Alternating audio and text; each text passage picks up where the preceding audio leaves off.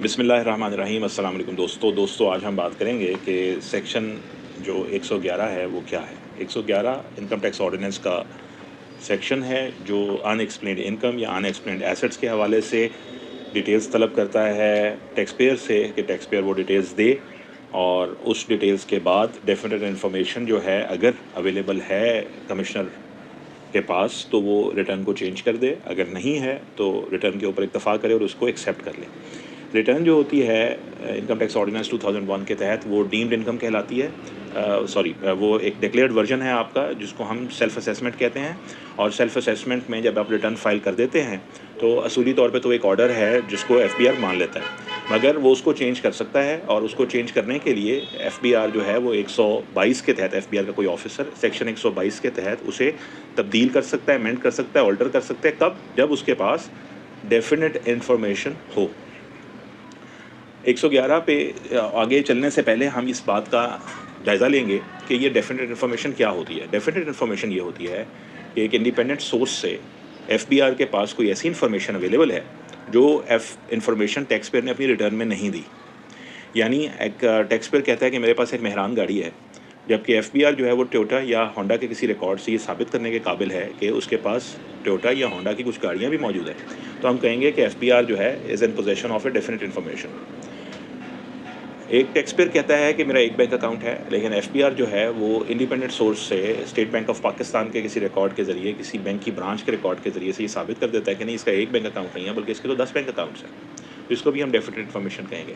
ایک شخص یہ کہتا ہے ٹیکس پیئر کہ میرے یہاں صرف ایک پلاٹ ہے، لیکن ریونیو ریکارڈ یا کسی سوسائٹی کے ریکارڈ کی روشنی میں ایف بی آر یہ بتانے کے قابل ہے کہ نہیں، اس کے ایک سے زیادہ فائلز یا ایک سے زیادہ پلاٹس اس کے پاس موجود ہیں، تو ہم کہیں گے کہ ایف بی آر کے پاس انڈیپینڈنٹ سورس سے ڈیفینیٹ انفارمیشن اویلیبل ہے، جس کی وجہ سے جو ریکارڈ ٹیکس پیئر نے اپنی ریٹرن میں شو کیا ہے اس ریکارڈ کو بدلا جا سکتا ہے، امینڈ کیا جا سکتا ہے۔ تو ایسی صورت میں ایف بی آر جو ہے اسے امینڈ کر دیتا ہے جو ٹیکس پیئر کا ورژن ہوتا ہے اپنی ریٹرن میں۔ تو ٹیکس پیئر کو یہ حق حاصل ہے کہ وہ ریٹرن فائل کر دے، یعنی سیلف اسیسمنٹ کر لے، اپنی کیلکولیٹ کر کے بتا دے، اور ایف بی آر کے پاس یہ حق حاصل ہے کہ اس کا کوئی آفیسر اگر ڈیفینیٹ انفارمیشن رکھتا ہے تو اسے چینج کر دے، اگر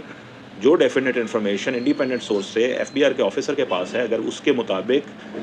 ڈکلیریشن نہیں ہوا سیلف اسیسمنٹ کا نہیں ہوئی ریٹرن نہیں اس طرح سے فائل ہوئی، تو ریٹرن جو ہے فائل ریٹرن کو چینج کیا جا سکتا ہے، اس ورژن کو امینڈ کیا جا سکتا ہے ایف بی آر کے کسی آفیسر کے ذریعے سیکشن 122 کے تحت، جب definite information F B R کے آفیسر کے پاس موجود ہو۔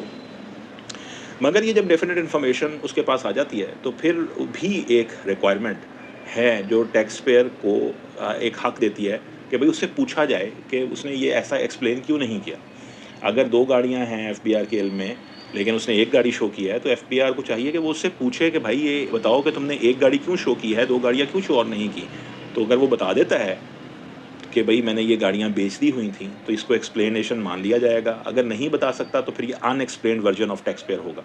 ان explained version of taxpayer جو ہے وہ سیکشن 111 کے تحت اس کے خلاف ایک فرد جرم کی حیثیت رکھتا ہے کہ وہ پھنس گیا ٹیکس پیئر، یعنی سیکشن 111 جو ہے وہ ایکسپلینڈ یا ان ایکسپلینڈ ایسٹ کے حوالے سے ہے، یا تو اس میں آپ جواب دے کہ ٹیکس پیئر اس کو ایکسپلین کر دے کہ بھائی میں نے یہ کیوں نہیں ریٹرن میں شو کیا، ورنہ ایف بی آر کا جو آفیسر ہے سیکشن 111 کا سہارا لے کے اس کو ان ایکسپلینڈ مانتے ہوئے اس ایسٹ کے حوالے سے اس ایسٹ